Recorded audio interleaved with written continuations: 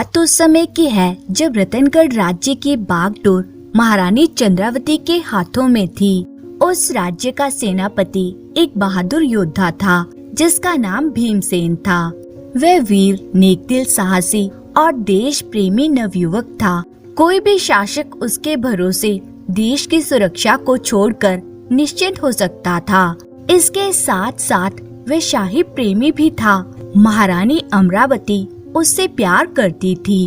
वे महारानी अमरावती और अपने देश दोनों के प्रति पूरी तरह समर्पित और वफादार था। भीमसेन के हाथों की उंगलियां जब चंद्रावती के सुनहरे बालों को सहलाती तो उस स्पर्श के जादू से उसका पूरा शरीर तरंगित हो उठता। मगर यही उंगलियां जब तलवार की मूठ पर कस जाती तो शत्रु के कलेजे हिल जाते। उसका दिल महारानी चंद्रावती के प्यार में सराबोर था। मगर जब बात देश की सुरक्षा की होती तो यही प्रेम पगा दिल वज्र का हो जाता था। देश उसकी दिलेरी, वीरता और देशभक्ति का लोहा मानता था। प्रजा को उस पर पूर्ण विश्वास था। उसका हर जगह सम्मान होता था। वे रतनगढ़ की सभी युवा कन्याओं का आदर्श पुरुष था। जब वे अपने सफेद घोड़े पर सवार होकर किसी खास मौके पर रतनगढ़ राज्य की गलियों से गुजरता तो नवयुवतियां उसकी एक झलक पाने को बेचैन हो जाती थी। वे अपने घरों की छतों, खिड़कियों एवं छज्जों पर खड़ी होकर आतुरता से गलियों में देखती ताकि उसकी एक झलक पा सकें। यही भीमसेन जब हथियार बंद होकर देश के सीमाओं पर गश्त के लिए निकलता तो पड़ोसी देशों के सेनाओं के सेनापति भय से दहल जाते थे। अद्भुत बेमिसाल व्यक्तित्व का स्वामी था सेनापति भीमसेन। रतनगढ़ राज्य में अमरावती नाम की एक लोक नर्तकी, जिसे नगर वधु भी कहा जाता है, रहती थी। राजधानी के बड़े बड़े अमीर लोग, छोटे बड़े सामंत, बड़े सरकारी अधिकारी मनोरंजन एवं मौज के लिए उस नर्तकी के पास आते थे। अमरावती अपार सौंदर्य की मलिका थी। उसके पास नर्तकियों का पूरा समूह था। उसकी बड़ी तमन्ना थी कि एक बार सेनापति भीमसेन भी उसके नृत्यशाला में नृत्य देखने आते। मगर सेनापति ने कभी उस तरफ मुंह करके भी नहीं देखा। एक बार अमरावती ने अपनी ओर से पहल करते हुए सेनापति भीमसेन को रंगशाला में आने का निमंत्रण भेजा, मगर सेनापति ने वहां जाना उचित नहीं समझा। अमरावती ने दूसरी बार फिर अपना एक सेवक भेजकर सेनापति से रंगशाला में आने का अनुरोध किया। सेनापति फिर टाल गए। अमरावती ने अपने स्वाभिमान को कुचलते हुए तीसरी बार फिर अपना एक संदेशवाहक भेजा। अब की बार सेनापति भीमसेन ने कहा, मैं समझता था कि पहले बुलावे पर जब नहीं जाऊंगा तो तुम्हारी मालकिन समझ जाएंगी कि मैं उनका अनुरोध स्वीकार नहीं कर सकता, मगर वह नादान नहीं समझी। दूसरी बार भी जब मैं नहीं गया तब भी वे इस बात को नहीं समझ पाई। अब मैं साफ साफ कहता हूँ कि मैं तुम्हारी मालकिन का यह अनुरोध कदापि स्वीकार नहीं कर सकता। उनको मेरी ओर से कह देना कि मेरे मन में उनको लेकर कोई बैर या कटुता नहीं है। एक लोक नर्तकी की हैसियत से मैं उनका पूरा सम्मान करता हूँ। देश की सुरक्षा का भार मेरे कंधों पर है और मैं राजमहल का शाही प्रेमी हूँ। ये दोनों उत्तरदायित्व बहुत महत्वपूर्ण हैं। इनके कारण मैं एक सामान्य व्यक्ति की तरह स्वतंत्र जीवन नहीं जी सकता। यह मेरा कर्तव्य भी है अपनी मालकिन से कहना कि मैं अवहेलना के लिए क्षमा प्रार्थी हूँ। सेनापति का उत्तर सुनकर अमरावती का नारीत्व आहत हो गया। उसे लगा कि सेनापति ने कटा सा जवाब देकर मेरे आत्मसम्मान पर आघात किया है। उसका अहम चोट खाकर जाग उठा था। सेनापति कभी कभी अपने घोड़ों को नदी में नहलाने के लिए लेकर जाता था। एक दिन सेनापति घोड़े लेकर आया तो देखा कि अमरावती व उसके सखियों के तंबू पहले से ही किनारे पर लगे हुए थे। वे भी जल के लिए ही यहाँ पर आई हुई थी। जब सेनापति भीमसेन और अमरावती का आमना सामना हुआ तो अमरावती मोहक अंदाज में बोली, देश के रक्षक और शाही प्रेमी को इस अदना सी नर्तकी का सलाम कबूल हो। सलाम का उत्तर देते हुए सेनापति ने पूछा, कैसी हो अमरावती? ठीक हूँ जनाब। लगता है आप घोड़े नहलाने के लिए यहाँ पर आए हैं, मगर यह स्थान तो हमने पहले से घेर लिया है। आपसे सवाल का जवाब चाहती हूँ, फिर यहाँ से मैं चली जाऊंगी। अपना सारा तामझाम यहाँ से उठा ले जाऊंगी। सेनापति बोले, बोलो क्या पूछना चाहती हो? तुम्हें अपना सवाल पूछने की पूरी आजादी है। बस मुझे इतना बता दीजिए कि राजमहल में आप अपनी इच्छा से कब गए थे? सत्य बताइएगा सेनापति जी। अमरावती, मैं अपनी इच्छा से तो कभी नहीं गया। मेरी इच्छा का तो कोई मतलब ही नहीं है। जब महारानी चंद्रावती बुलाती हैं तभी जाता हूँ। तो इसका मतलब आपकी कोई तमन्ना, कोई चाहत या अरमान है ही नहीं। यदि कोई चांदनी रात, बसंती हवा, मधुर संगीत किसी का साथ पाने को बेचैन कर दे तब क्या होता है? कैसा लगता है? सेनापति भीमसेन की चेतना पर मानो हथौड़े पड़ने लगे।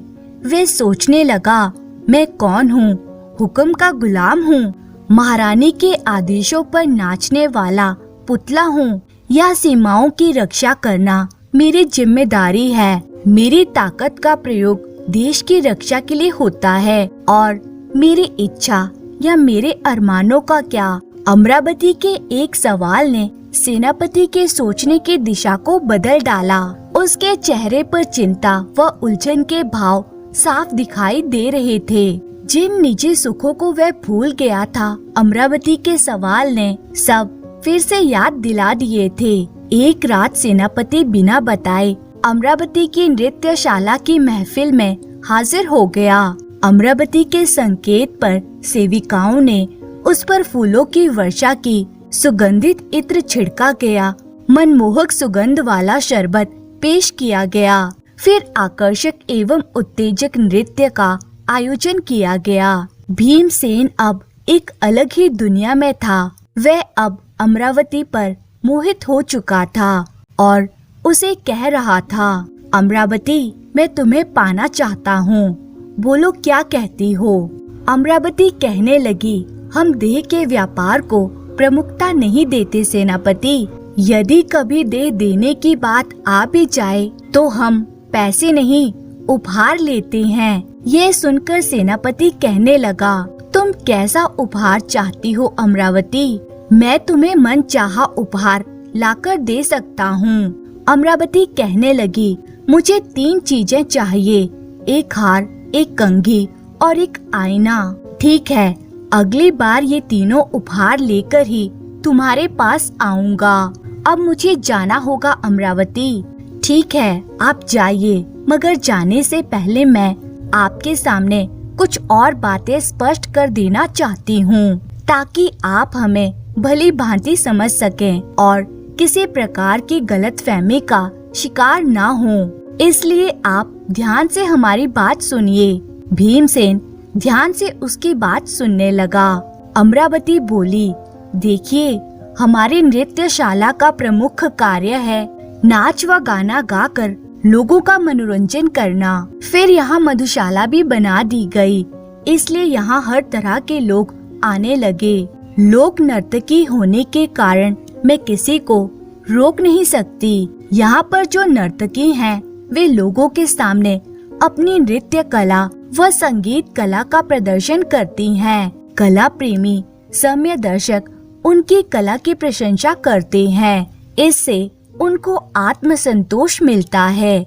कभी कभी दर्शक खुश होकर कोई उपहार भी उन्हें दे देते हैं, तो नर्तकियां उसे स्वीकार कर लेती हैं। मगर वे ना तो किसी से कुछ मांगती हैं और किसी से उपहार की अपेक्षा करती हैं। ऐसा करना उनकी कला की मर्यादा का अपमान समझा जाता है। रही बात मेरी, तो सच यह है कि मैंने आज तक किसी का कोई उपहार स्वीकार नहीं किया है। मैंने निश्चय किया था कि मैं उस व्यक्ति का उपहार स्वीकार करूंगी जिसे मेरा दिल स्वीकार करेगा। मेरे पास बड़े से बड़े धुरंधर एक से एक बढ़कर उपहार पेश कर चुके हैं, मगर मैंने धन्यवाद सहित अस्वीकार कर दिए। आप पहले व्यक्ति हैं जिससे उपहार लेने के लिए मेरा दिल मुझसे कह रहा है। सेनापति उसके मुख से अपने बारे में ऐसे शब्द सुनकर भाव विभोर हो गया। बोला, अगली बार आपके लिए तीनों उपहार लेकर ही यहाँ आऊंगा। अमरावती मोहक अंदाज में बोली, आप असाधारण व्यक्ति हैं सेनापति, अतः उपहार भी असाधारण ही होने चाहिए। तो बताइए आपको किस प्रकार के असाधारण उपहार चाहिए, मैं वैसे ही ले आऊंगा। वादा करते हैं सेनापति? बिल्कुल करता हूँ, आप कहिए तो। सेनापति भीमसेन पूरी तरह अमरावती से सम्मोहित हो चुका था। अमरावती कहने लगी, मुझे वह हार चाहिए जो राज्य की कुल देवी की प्रतिमा के गले में है। मुझे वह कंघी चाहिए जो राजपुरोहित की पत्नी अपने जोड़े में हमेशा लगाकर रखती है। मुझे वह आईना चाहिए जो राजनर्तकी अपने श्रृंगार में प्रयोग करती है। भीमसेन अमरावती के मोह में अंधा हो गया था। एक बार तो वे इस अनोखी मांग को सुनकर चकराया, मगर फिर संकल्प किया कि वे ये तीनों उपहार अति शीघ्र अमरावती को भेंट करेगा। राज्य की कुल देवी की प्रतिमा के गले में जो हार था वे सरकारी संपत्ति था। उसे ना मांग कर लिया जा सकता था, न खरीदा जा सकता था। उसे केवल चुराया जा सकता था। इसके अलावा कोई विकल्प नहीं था।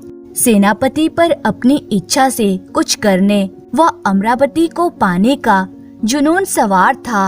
उसने देवी की प्रतिमा के गले से हार चुराया और छिपा कर रख लिया। सुबह होते ही कुल देवी की प्रतिमा के गले से हार चोरी होने का समाचार जंगल की आग की तरह फैल गया। राज्य के कोतवाल को चोर पकड़ने की जिम्मेदारी सौंपी गई। अब सेनापति ने राजपुरोहित के घर के आसपास घूमना शुरू कर दिया। एक रात उसने देखा राजपुरोहित की पत्नी चांदनी रात में अपने घर के बगीचे में घूम रही थी। सेनापति भीमसेन अचानक उसके सामने आ गया। सेनापति को अपने सामने देखकर वे भौचक्की रह गई और कहने लगी, सेनापति भीमसेन जी, आप यहाँ? हाँ श्रीमती सुभद्रा जी, सेनापति हूँ ना। देश की सीमाओं पर गश्त करते करते कभी कभी अंदर भी झांक लेता हूँ। संयोगवश आपसे भेंट होनी थी, इसलिए शायद यहाँ आ निकला। बड़े अपनेपन से उसने राजपुरोहित की पत्नी के कंधे पर हाथ रखा। सुभद्रा अभिभूत थी, जिसकी एक झलक पाने को रतनगढ़ की सुंदरियां तरसती थी। वे आज ठीक उसके सामने खड़ा था। वे उस मादक मदहोश कर देने वाले हाथ के स्पर्श से सिहर उठी। वे एक खुमारी जैसी स्थिति में आ गई। उसके शब्द मुंह में जैसे बर्फ हो गए। वे मानो सपना देख रही थी। सेनापति ने मौन तोड़ते हुए कहा, आओ थोड़ी देर कहीं बैठ जाते हैं। वे यंत्र चलित सी उसके पीछे चलती गई। एक पेड़ के नीचे दोनों बैठ गए। अचानक भीमसेन ने उसे अपनी बाहों में भर लिया। सेनापति एक योद्धा था, उसे पता था आघात कहाँ करना है। उसने सधे हुए बलिष्ठ हाथों से सुभद्रा का गला दबाया और पल भर में ही वो शांत हो गई। भीमसेन ने जोड़े में से कंघी निकाली। बड़ी नजाकत से सुभद्रा के शव को नीचे लिटाकर छोड़ दिया। अब वे राजनर्तकी के महल में गया। वे सबका विश्वास पात्र था। कहीं भी जाना, खाने में नशीला पदार्थ मिलाना उसके लिए कोई बड़ी बात नहीं थी। नशे में डूबी नर्तकी के श्रृंगार कक्ष से आईना चोरी हो गया। लगातार 3 आपराधिक वारदातों ने महारानी चंद्रावती को विचलित कर दिया। उसने सेनापति के सामने चिंता प्रकट की। सेनापति भीमसेन ने कहा, मेरा काम बाहरी शत्रुओं से देश की रक्षा करना है, मगर आप चिंता ना करें। आज से मैं आंतरिक सुरक्षा का दायित्व ले रहा हूँ। भविष्य में ऐसा कुछ नहीं होगा। मैं सचेत रहूंगा। रानी जी, आप इत्मीनान रखिए। अब सेनापति ने तीनों उपहार पा लिए थे। अब वो ये उपहार लेकर अमरावती के पास जाने को आतुर था। अमरावती का सुंदर चेहरा सेनापति की आंखों के सामने बार बार आ रहा था। उसे नींद नहीं आ रही थी। अचानक वे कल्पना करने लगा कि कुल देवी का हार पहनकर अमरावती कैसी लगेगी। कल्पना करते करते उसके मस्तिष्क को जोरदार झटका लगा। ऐसा लगा जैसे भयंकर बिजली का करंट उसे सिर से पैर तक बुरी तरह झुलसा गया हो। चेतना पर मानो हथौड़े पड़ने लगे। उसकी छठी इंद्री कुछ सवालों के संकेत देने लगी थी। प्रश्नों का चक्रव्यूह उसे घेर चुका था। उसके मन में जो पहला प्रश्न आ रहा था वह यह था, अमरावती नगर वधू है, वे इतनी भोली तो नहीं कि देश के नियम कायदे को ना जानती हो। उसे पहले से पता था कि कुल देवी की प्रतिमा का हार केवल चोरी से हासिल किया जा सकता है। राष्ट्रीय महत्व की कोई चीज चोरी हो जाती है तो उसकी चर्चा भी हर जगह होती है और उसकी तलाश भी जोर शोर से की जाती है। ऐसे में कोई उस हार को गले में धारण करके स्वयं अपनी मौत को क्यों बुलाएगा? जब अमरावती इस हार को पहन ही नहीं सकती तो उसने उस हार को उपहार में क्यों मांगा? अगला सवाल भीमसेन के मन में ये आया कि श्रीमती सुभद्रा नगर की प्रतिष्ठित महिला थी। उसकी हीरे जड़ित सोने की कंघी के बारे में सब जानते थे। उसके जूड़े से कंघी निकालने का मतलब यह था कि या तो मैं उसकी हत्या करूंगा या पकड़ा जाऊंगा। अमरावती ने सब पहले से ही सोच लिया था। मैं हत्यारा बन गया। क्या कोई किसी लाश से उतरा कपड़ा या जेवर पहन सकता है? कदापि नहीं। फिर उसने ऐसा उपहार क्यों मांगा? सिर्फ मुझसे हत्या जैसा अपराध करवाने के लिए। अब तीसरा सवाल भीमसेन अपने आप से करने लगा कि मुझे राजनर्तकी का आईना लाना था। अमरावती और राजनर्तकी हम पेशा थीं। कभी कभी किसी विशेष अवसर पर दोनों का सामूहिक नृत्य भी होता था। एक ही पेशे से जुड़ी होने के कारण उनका अक्सर मिलना जुलना भी होता रहता था। ऐसे में उस आईने को अमरावती अपने प्रयोग में कैसे ला सकती थी, जबकि उसके पकड़े जाने का डर था। ओह, तो योजना यह थी कि या तो मैं आईना चुराऊंगा या चुराते हुए पकड़ा जाऊंगा। दोनों स्थितियों में प्रतिष्ठा तो मेरी ही गिरनी थी। आखिर क्या चाहती थी अमरावती? भीमसेन का दिमाग सनसना उठा।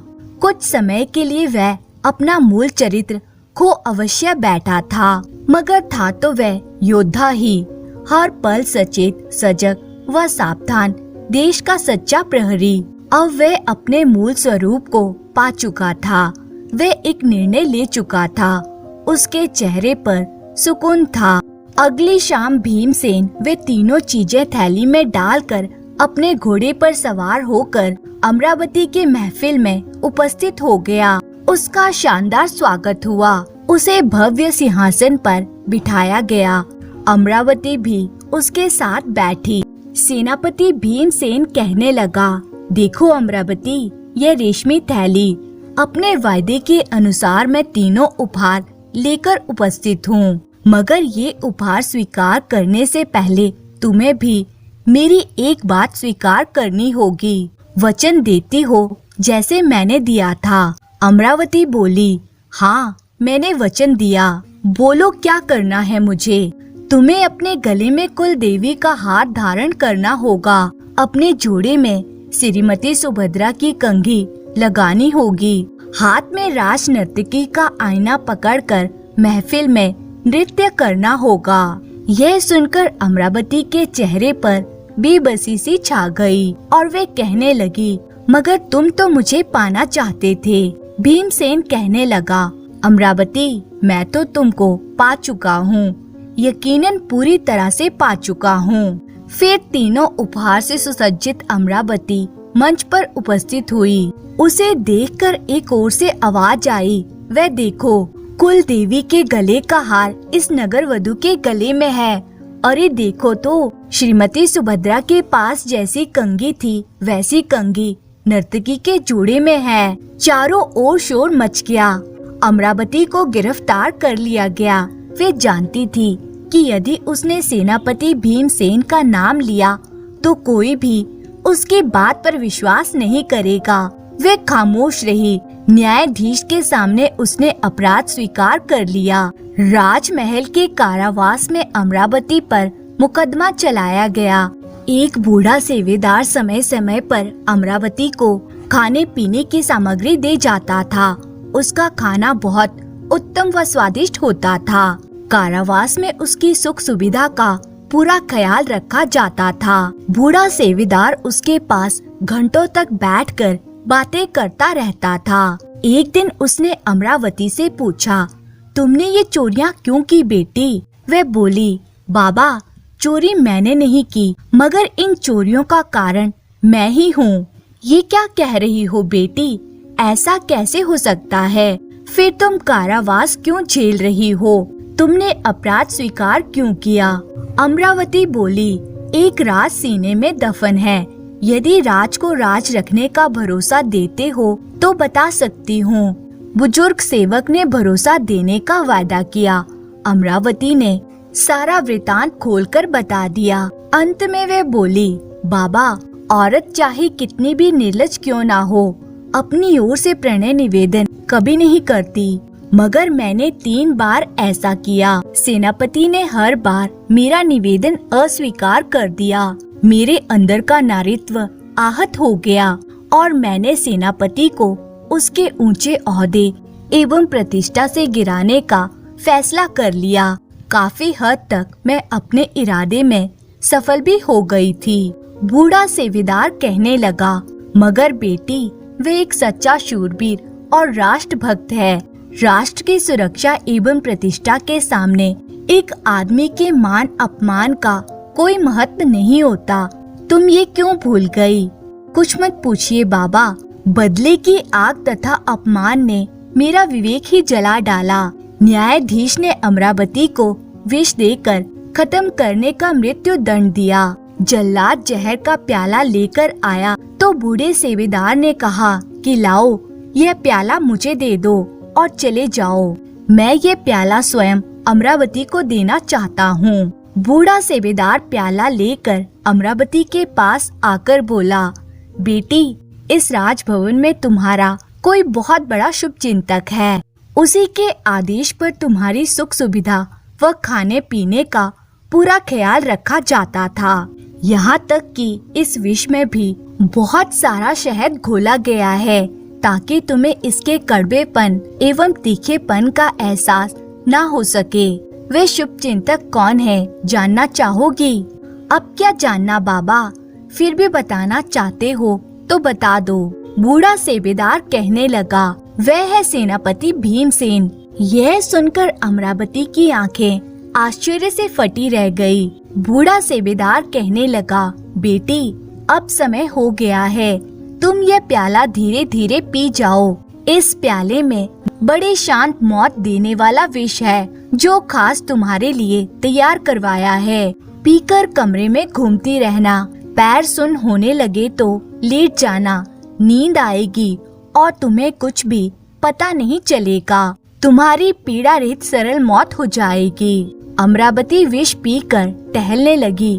तभी सेनापति भीमसेन ने कक्ष में प्रवेश किया और कहने लगा, अमरावती, इस बार मैं स्वयं अपनी इच्छा से तुम्हारे पास आया हूँ, जबकि पहली बार तुमने मुझे अपने पास अपनी इच्छा से बुलाया था। भीमसेन ने अमरावती को अपनी मजबूत बाहों में कस लिया। 2 बूंद पानी सेनापति की आंखों से निकलकर अमरावती के गालों पर बह चला।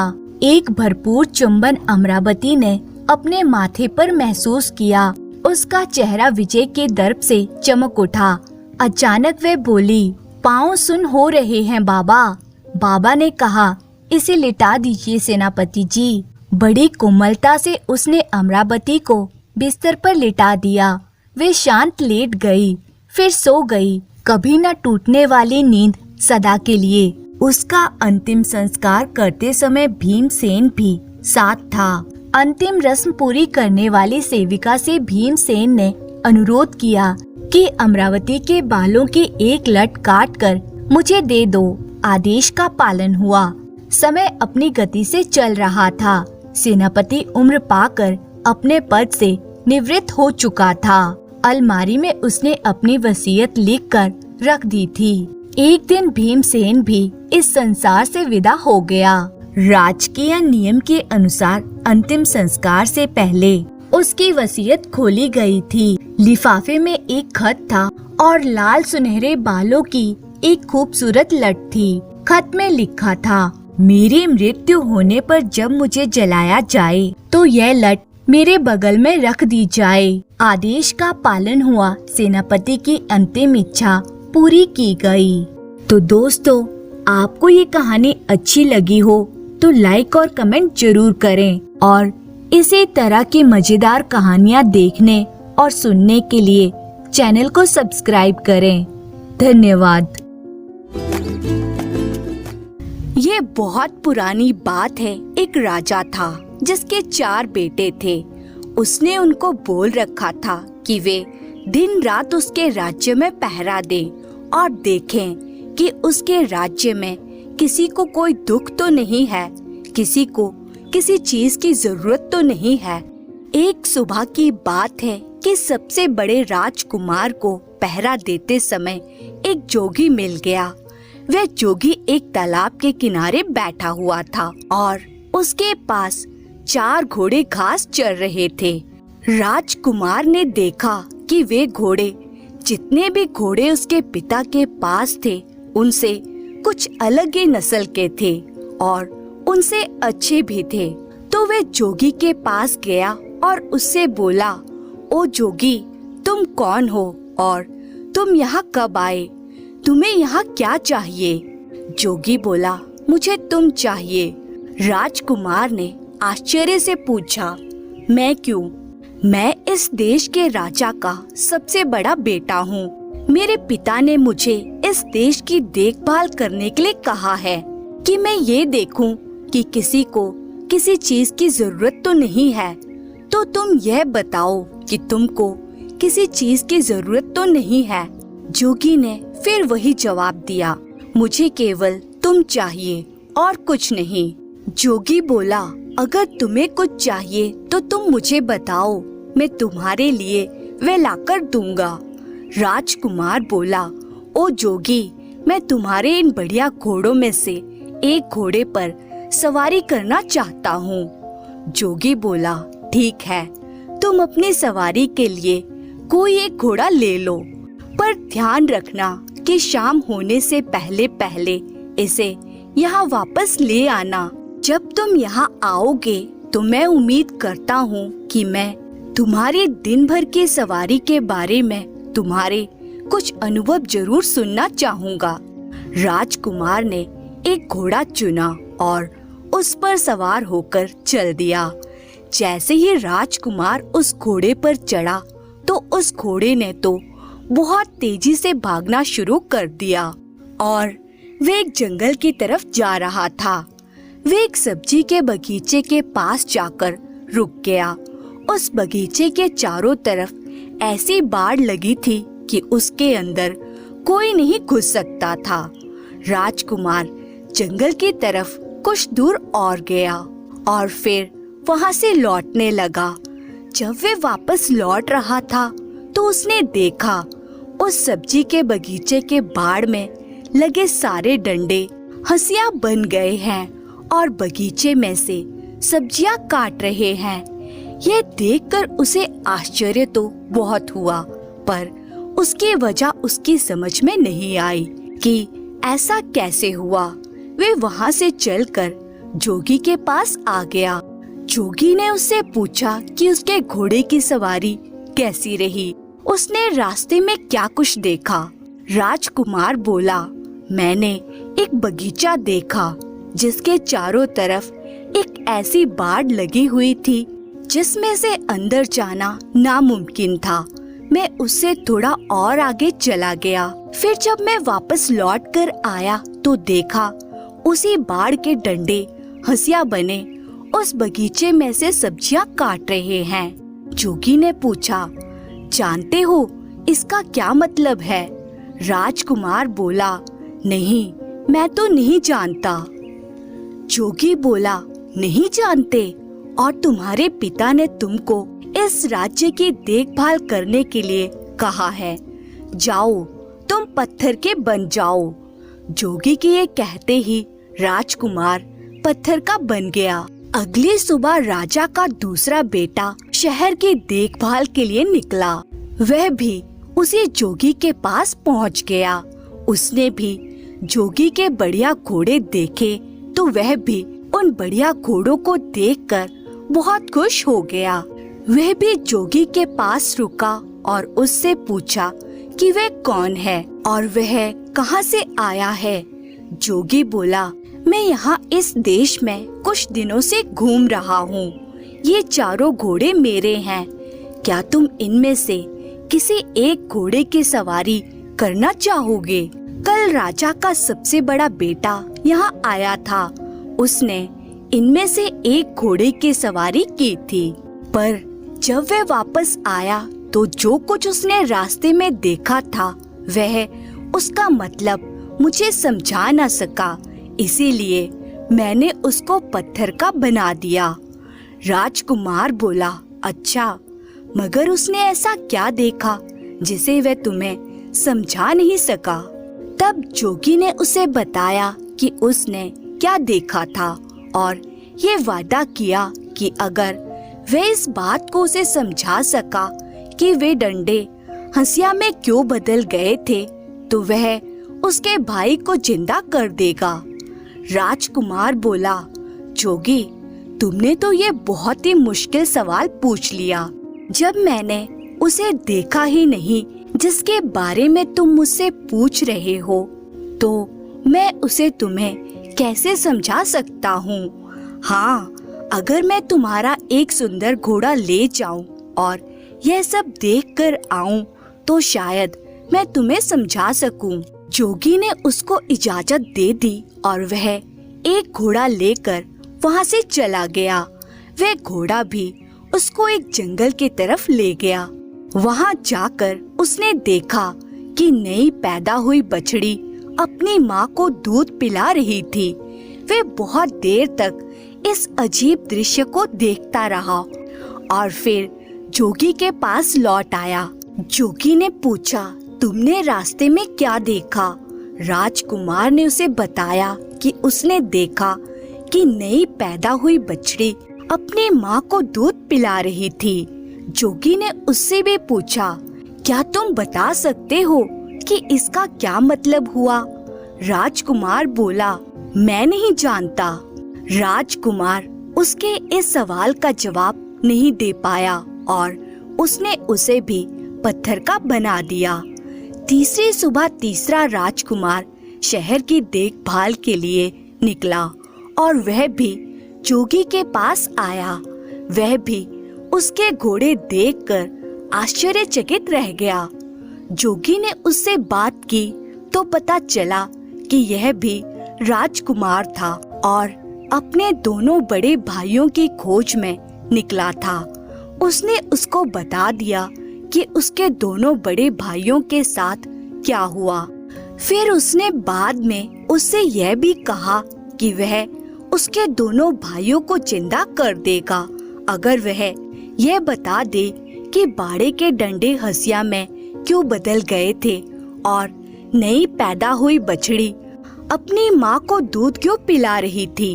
राजकुमार बोला, बहुत बहुत धन्यवाद। अगर आप मुझे अपना एक घोड़ा दे दें तो मैं इन अजीब चीजों को देखकर आ सकता हूँ और तब शायद इसका मतलब आपको समझा सकूं। जोगी बोला, हाँ हाँ, क्यों नहीं, तुम मेरा घोड़ा ले जा सकते हो। राजकुमार ने एक घोड़ा लिया और उस पर सवार होकर चल दिया।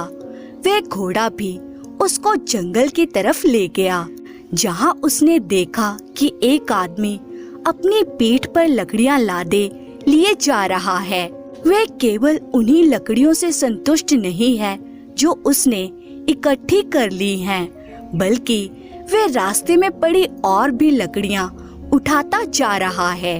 राजकुमार ने सोचा, इसका क्या मतलब हो सकता है? जब मैं जोगी के पास पहुंचूंगा तो मैं जोगी को इसका क्या मतलब बताऊंगा। अफसोस यह राजकुमार भी इस दृश्य का मतलब समझाने में नाकामयाब रहा और जोगी ने इसको भी पत्थर में बदल दिया। अगली सुबह राजा का चौथा और आखिरी बेटा शहर के देखभाल के लिए और अपने भाइयों को ढूंढने के लिए निकला, तो वह भी जोगी के पास आ पहुंचा। उसने जोगी को प्रणाम किया और उससे पूछा कि क्या उसने उसके 3 भाइयों को देखा है। जोगी बोला, हाँ देखा है, कहकर उसने एक तरफ इशारा करते हुए उससे कहा कि देखो, तुम्हारे तीनों भाई ये खड़े हैं। मैंने ही उनको पत्थरों में बदल दिया है, क्योंकि उन्होंने पास के जंगल में जो कुछ देखा था वे उनको मुझे समझा नहीं सके, पर मैं उनको जिंदा कर सकता हूँ अगर तुम मुझे उन सब का मतलब समझा दो तो। इसके बाद उसने उन राजकुमारों द्वारा देखे हुए तीनों दृश्य उसको बता दिए। राजकुमार बोला, अगर आप मुझे अपना एक घोड़ा सवारी के लिए दे दें तो शायद मैं उनका मतलब बता सकूं। मैं खुद उस जंगल में जाकर उनको देखना चाहता हूँ। जोगी ने उसको इजाजत दे दी और राजकुमार उन घोड़ों में से एक घोड़ा लेकर जंगल की तरफ चल दिया। जब वे जंगल में पहुंचा तो वहाँ उसने एक तालाब देखा, जिसमें से पानी बह बह कर निकलकर दूसरे तालाबों को भर रहा था। उस समय वे बड़ा बाला तालाब खाली था, क्योंकि उसका सारा पानी उन छोटे तालाबों को भरने में लग चुका था। शाम को जब वे जोगी के पास लौटा तो जोगी ने उससे भी वही सवाल किया कि उसने रास्ते में क्या देखा और उसका क्या मतलब था। यह राजकुमार भी जोगी के इस सवाल का जवाब देने में नाकामयाब रहा, तो जोगी ने इसको भी पत्थर में बदल दिया। जब राजा को पता चला कि कई दिनों से उसके चारों बेटों में से किसी का भी कोई पता नहीं है, तो उसको शक हुआ कि उसके बेटों पर जरूर ही कोई मुसीबत आ पड़ी है। अब वे खुद उनको ढूंढने के लिए निकल पड़ा। ढूंढते ढूंढते वे भी जोगी के पास आया। उसने भी जोगी से पूछा, जोगी जी, क्या आपने मेरे चारों बेटों को कहीं देखा है? जोगी ने एक तरफ खड़ी 4 पत्थर की मूर्तियों की तरफ इशारा कर दिया। राजा यह देखकर सकते में आ गया। जोगी बोला, मैंने ही उनको पत्थरों में बदल दिया है, क्योंकि वे मुझे जंगल में देखे हुए कुछ दृश्यों के मतलब नहीं समझा सके। फिर भी मैं उनको जिंदा कर सकता हूँ अगर आप उनका मतलब मुझे समझा दो तो। राजा बोला, अगर आप मुझे यह बता सके कि उन्होंने क्या देखा है जिसको वे आपको नहीं समझा सके, तो शायद मैं उसका मतलब आपको समझाने की कोशिश कर सकूं। तब जोगी बोला, राजन, तुम्हारे सबसे बड़े बेटे ने जंगल में एक सब्जी का बगीचा देखा, जिसके चारों तरफ ऐसी बाड़ लगी थी जिसको पार कर उसके अंदर जाना नामुमकिन था। पर जब वह वहाँ से लौटा तो उसने देखा कि उस बाड़ के डंडे हंसिया बनकर उस बगीचे की सब्जी काट रहे हैं। इसका क्या मतलब है? राजा बोला, यह एक ऐसे आदमी की तस्वीर है जिसके पास कुछ पैसा सुरक्षा के लिए रखा गया हो, और जब उस पैसे का मालिक अपना पैसा उससे वापस मांगने आया हो तो उस आदमी ने उसके पैसे को या तो कहीं छिपा दिया हो या फिर उसे खर्च कर दिया हो, जिससे कि उस पैसे के मालिक को उसका पैसा ना मिल पा रहा हो।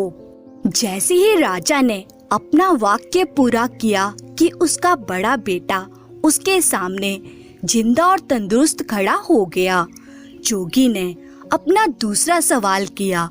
तुम्हारे दूसरे बेटे ने एक नई पैदा हुई बछड़ी को अपनी माँ को दूध पिलाते हुए देखा, इसका क्या मतलब है? राजा बोला, बड़ी अजीब सी बात है कि उसको यह देखकर किसी ऐसी स्त्री की याद नहीं आई जो अपनी बेटी की कमाई पर जिंदा रहती हो। राजा की ये कहते ही उसका दूसरा बेटा भी जिंदा होकर उसके सामने आ खड़ा हुआ। तब जोगी ने अपना तीसरा सवाल पूछा, राजन, तुम्हारे तीसरे बेटे ने एक ऐसे आदमी को देखा जो अपनी पीठ पर लकड़ियां लादे लिए जा रहा था। वे अपने उस ढेर से संतुष्ट नहीं था और रास्ते में उसको और जो लकड़ियां मिलती जा रही थी वह उनको भी उठाता जा रहा था। इसका क्या मतलब है? यह इस बात को बताता है कि कुछ लोग ऐसे होते हैं जो उनके पास जो कुछ भी होता है वे उससे संतुष्ट नहीं होते। उनको हमेशा ही और ज्यादा पाने की इच्छा बनी रहती है। जैसे ही राजा ने ये शब्द बोले कि उसका तीसरा बेटा भी जिंदा होकर उसके सामने आ खड़ा हुआ। अब जोगी ने अपना चौथा और आखिरी सवाल पूछा, राजन, तुम्हारे सबसे छोटे बेटे ने जंगल में एक तालाब देखा जिसने 6 दूसरे तालाबों को पानी देने के लिए अपने आप को खाली कर दिया। इसका क्या मतलब है? राजा बोला, जोगी जी, वे बड़ा तालाब दुनिया के उन आदमियों के समान है जो दूसरों को देने के लिए अपना सब कुछ खर्च कर देते हैं, पर बदले में उन्हें क्या मिलता है? कुछ भी नहीं। जैसे ही राजा ये बोला, उसका चौथा बेटा भी जिंदा होकर उसके सामने आ खड़ा हुआ। राजा और उसके चारों बेटे खुशी खुशी अपने महल वापस लौट आए। कुछ समय बाद ही राजा ने अपनी गद्दी छोड़कर अपना राज्य अपने बेटों को दे दिया और वह खुद जंगल में शांति से रहने चला गया। धन्यवाद।